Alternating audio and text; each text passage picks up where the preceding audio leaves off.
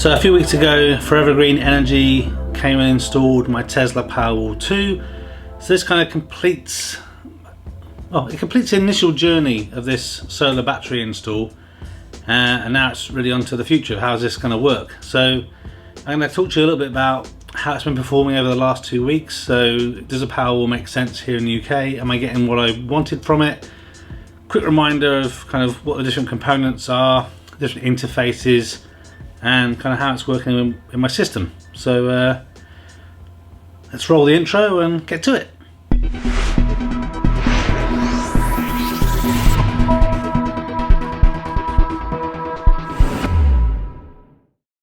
Right, so I've moved in the house, so I can talk to you about the Powerwall so far. So, as mentioned already, it's been about 2.5 weeks, I think now, since I had the Powerwall installed. And the short version is, it's working really well. So it's October here in the UK, so the weather isn't fantastic, but we've had some good consistent sun most of the time. And I've gone several days without needing to kind of draw from the grid. I say that hesitantly, and that kind of go into that in a little bit, but just before going into too much detail, it's working really well. So if we look at today is Sunday, and I did run out of power this morning at 6 AM, but up until then I hadn't used any electricity outside of that I'd produced myself since Tuesday 8:30 AM. So even the end of October, it's doing well with my system. So as mentioned before, 9 kilowatt solar array with a 6 kilowatt inverter feeding into a Tesla Powerwall 2. I did another video on kind of what to expect when you have the Powerwall 2 installed, so just to kind of reconfirm a couple of the specifications. The Powerwall 2, it has a battery capacity of 14 kilowatts, but you can only use 13.5 kilowatts of that. So when I show you some of the images and things that will pop up here and some of the video overlays, when you look at the Powerwall itself directly via its direct web interface, not using the Tesla app, you can fully see kind of what's happening there, and the battery will never drain past 5%. So the app will tell you 0 because that's the usable power, but you can see it always kind of maintains a 5%, and that's to enable it to do maintenance and prolong and get longevity out of the battery. So that all makes sense. The inverter in that Tesla Powerwall is 5 kilowatts, so that means a couple of things. The maximum that it can provide power out is 5 kilowatts, and the maximum that you can put power in is 5 kilowatts as well. Here in the UK, there's kind of two options or two ways that the Powerwall can be configured. If you don't have the distribution network approval, that means that you can't have a solar system larger than 3.68 kilowatts, I think it is. So if you have that and you have a Powerwall, the Powerwall will never discharge more than 3.6 kilowatts. But if you do have the DNO, then obviously you can prove that to your installer. When they install it, it will be able to push out the maximum of 5 kilowatts. I don't know if that also affects the input to the battery. I would assume so, but again, I can't be 100% sure on that. So as you were seeing in the kind of intros video, there obviously is the Powerwall, then there's a gateway, this big honking sticky out kind of plastic box. The only thing that I've had changed in there since the initial install video is I now have the metering device hardwired into the gateway as opposed to using wireless, and this was just to validate some things with Tesla about some noise I was seeing on the line. It actually just looks like it's grid noise as opposed to anything in my wiring, so that's fantastic. But if you, just to note, if you do end up getting that cable connected after, you do have to go back into the Tesla settings, or the installer does, and change your meters to be hardwired rather than wireless. The reason I mention that is I've seen a few people online talk about the fact that they've gone from wireless to hardwire because they were a bit paranoid about security or what have you, and they were still felt vulnerable that people would deny a service their wireless connections and what have you. And I think that's because they never went back into the settings and moved it from the default, well, from the install of the wireless to the wired. So make sure you get that done if you do that. So yeah, there's a couple of CT clamps involved in the Powerwall. One CT clamp goes onto your grid connection to see if you're obviously pulling or pushing electricity out to the grid, and obviously then your solar generation. And the way I have my setup is filling the battery is kind of the most important thing to me. So any surplus of power from the house goes into my battery, and because I'm here all the time working from home, I'm literally using it as a solar backup. If you have a different use, and we discussed this a little bit in the Just Chatting video with Ed, so his scenario where he's using economy 7, he's setting it up so that when the electricity is cheaper, it's, you know, it's kind of doing some intelligence and prioritizing whether that's working or not. You can see that in the app. So as we kind of briefly mentioned the app, when you have the Powerwall 2 installed, there's lots of intelligent thinking that's going on in the Powerwall to kind of optimize and help it learn how you're going to use the system. So everyone uses things slightly different or differently. So it's trying to kind of learn that as you go. And so you'll see certain things in the app become available over time. So the scheduling and things wasn't available until after around 24-hour cycle. Then it wasn't until a week that I started to have kind of weekly metrics and things like that. So it's kind of interesting how it learns and modifies itself over time. You don't really have too much visibility into that. It's just kind of happening and you have to kind of trust it. A couple of things I had noticed that kind of makes sense but wasn't quite clear to me is you are never really off grid. So what I mean by that is, and I try and have an overlay to show you. So this is really a case of I have too much information available to me, I think, and I like to check all the minutiae stuff. But the Powerwall, if you look at the Powerwall app, it will tell you that you've not used anything from the grid. So the solar has been doing everything and the battery has been doing everything, and you haven't had to touch the grid at all. Whereas in reality, I noticed there is always a constant draw on the grid of around 30 to 60 watts. So nothing major. And I think this is doing a couple of things. One is it's helping to stabilize the phase and frequency of electricity in the house and the power and everything. And I think it's also like a constant validation to the Powerwall that it doesn't need to stop. Well, I guess it's more validation to the gateway to stop it producing power if the grid had been disconnected, like in a power cut, so it doesn't, you know, electrocute someone. So it's always using the grid. It's just that minimum amount, and you can't really see that very easily in the Tesla app. When I look at my Solar Edge, I can see that constant draw.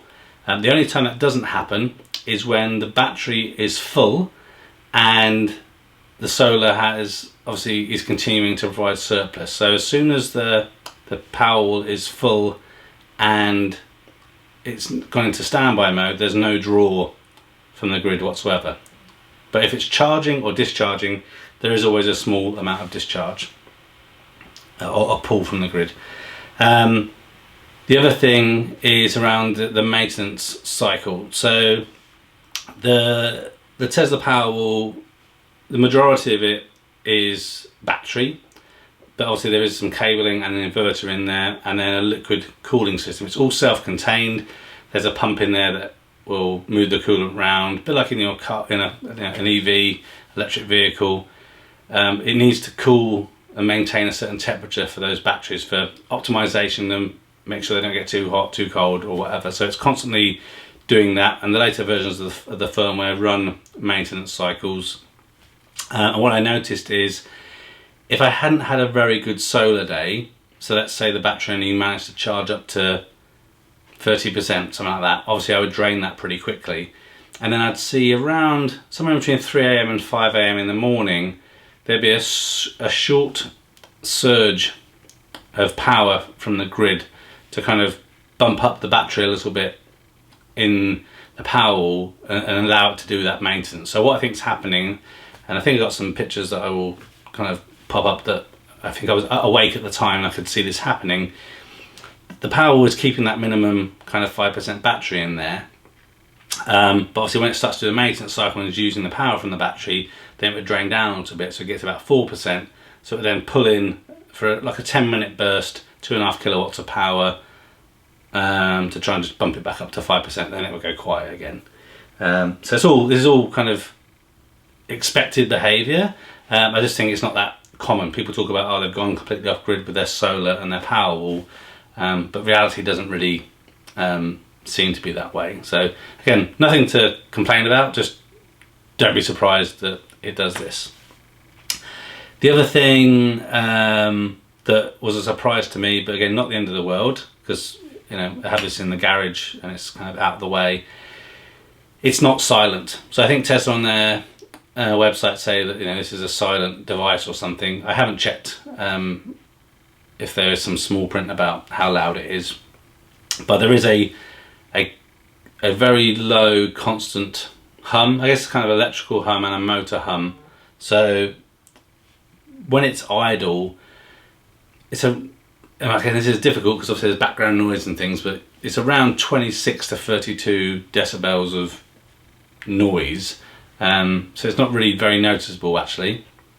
But then when the battery is charging or discharging, again, depending on how much power is going in or how much power is going out, then the motor for the pump starts to run to move that coolant around. So obviously then it does become noisier and it kind of doubles in noise. So it's about 48 to 50 decibels then. So again, not the end of the world, but it definitely isn't silent, right? So if you were planning to have this in your living room as a piece of modern art, you might want to think again about that, because it can be a bit noisy, probably just like having a refrigerator in your room or something. So again, not the end of the world, just something to keep in mind.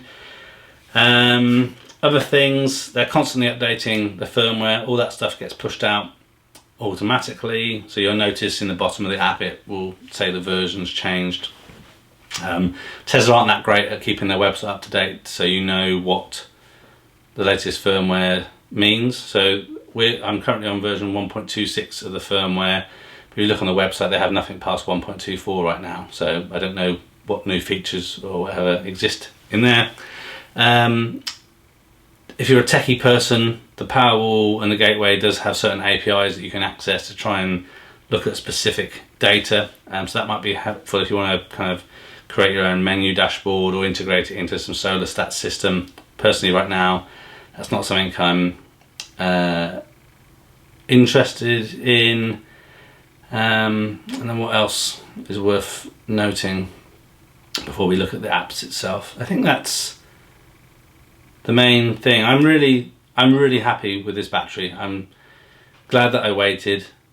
Again, it's not cheap, but overall it is cheaper. Like I said in other videos, the pound per kilowatt does make sense, and the fact that we're able to run for many days without having to draw from the grid. So I'm just starting to forget about that 20 to 60 kilowatt, right? Because there's nothing you can do about it. It's going to happen. So when I say off grid, that's what I mean.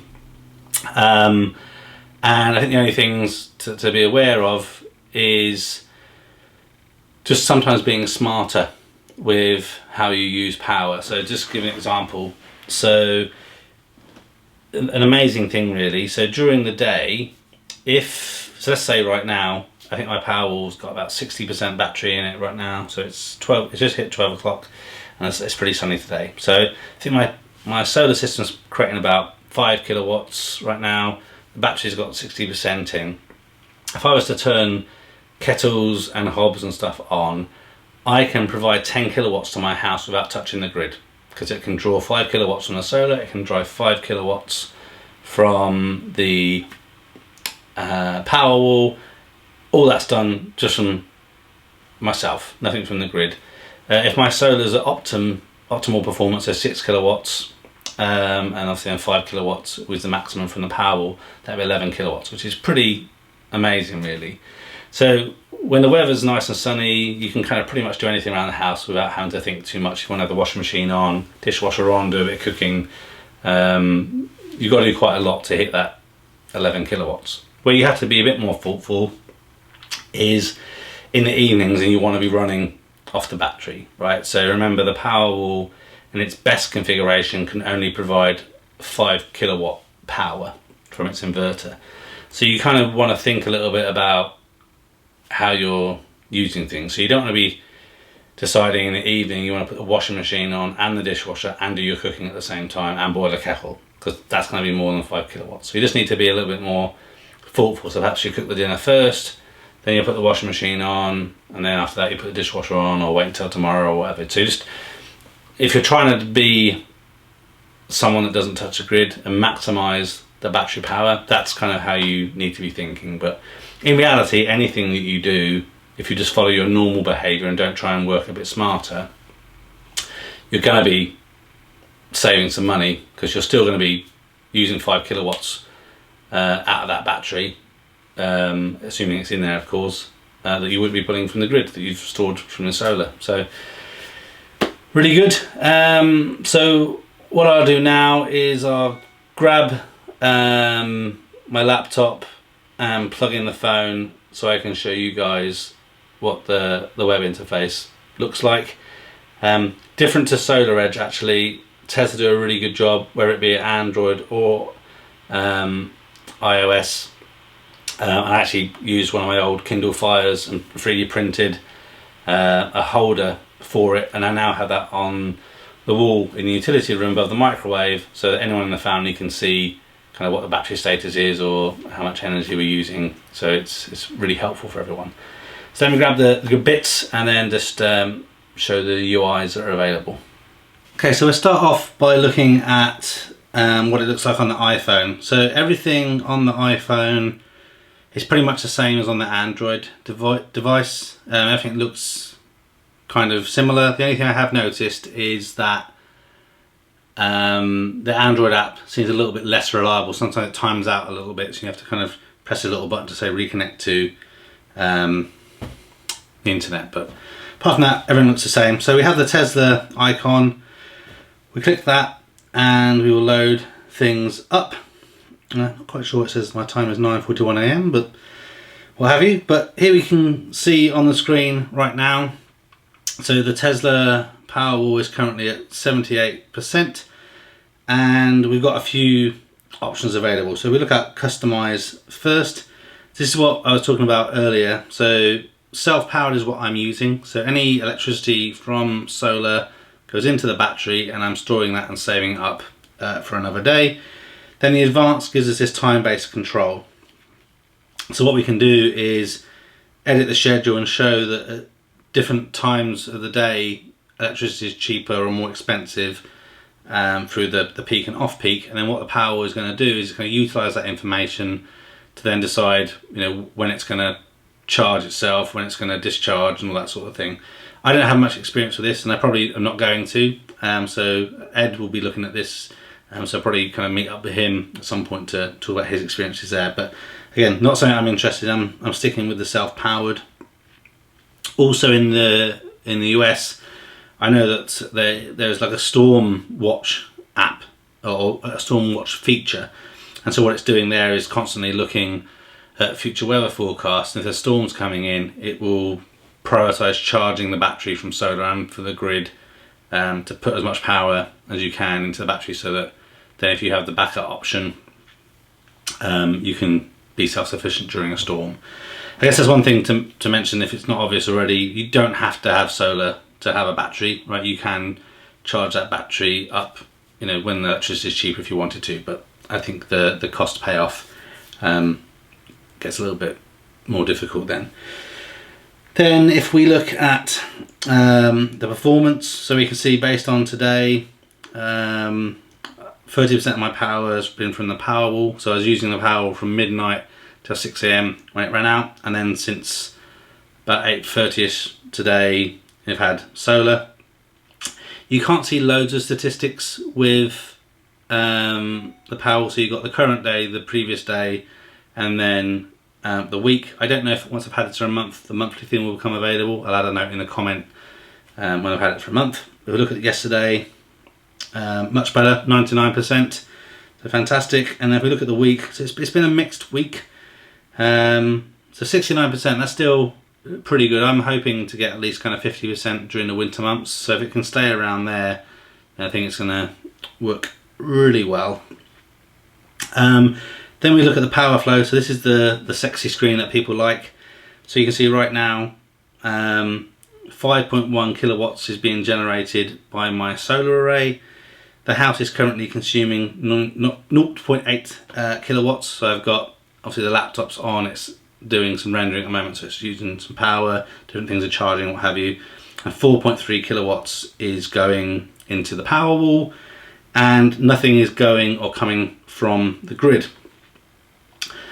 If you want to drill into a bit more detail, we've got a couple of options. At the top right, we've got this kind of little bar graph button, and we can do that, and it kind of drops us into this energy usage screen. But we can also just click any one of those grid, solar or home icons and drop straight into information there. So right now, if I give an example, I press on to the grid button and it brings me to my grid usage screen. So you can see here, if we kind of move this along slowly, you can see there it was 6 AM that I started to draw 0.2 kilowatts, and then obviously it slowly went up a little bit.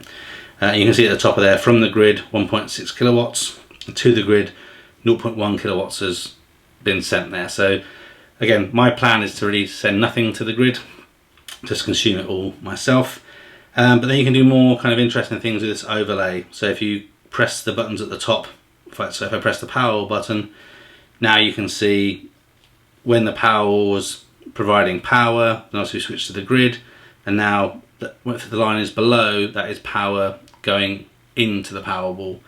Again, I can turn off the grid or turn that back on or whatever. So we can see so far today I've used 3.2 kilowatts from the Powerwall, and I've put 11.1 kilowatts into it so far. Then we can look at solar. So again, you can see the massive curves. So 17 kilowatts of solar energy, 3.2 kilowatts from the Powerwall, and 11.1 kilowatts in. It's just doing that little update right now. So this is what I was talking about. So it's doing these updates on the Android app. Sometimes it gets a bit stuck there and you have to kind of refresh it, but it all works pretty well. And then we can see the home energy usage as well. So if we put everything on, it kind of gets a bit busy, but then you can slowly kind of just disable different things if you want to be able to see more clearly what's happening in your house. So I think that the app works really well. The icons look really nice. It's really good resolution, and you know, I think they've done a really good job of the app. And most of the time I'm just looking at this app as opposed to looking at my SolarEdge app like I was before to see what the panels were telling me.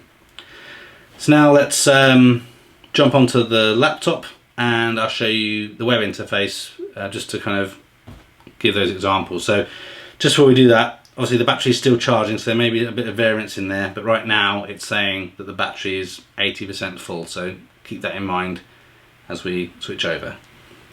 Okay, so that took a little while because I had to wait for that video to finish exporting. So just to level set ourselves, so according to the app, we were at 80% before, we're now up to 88%.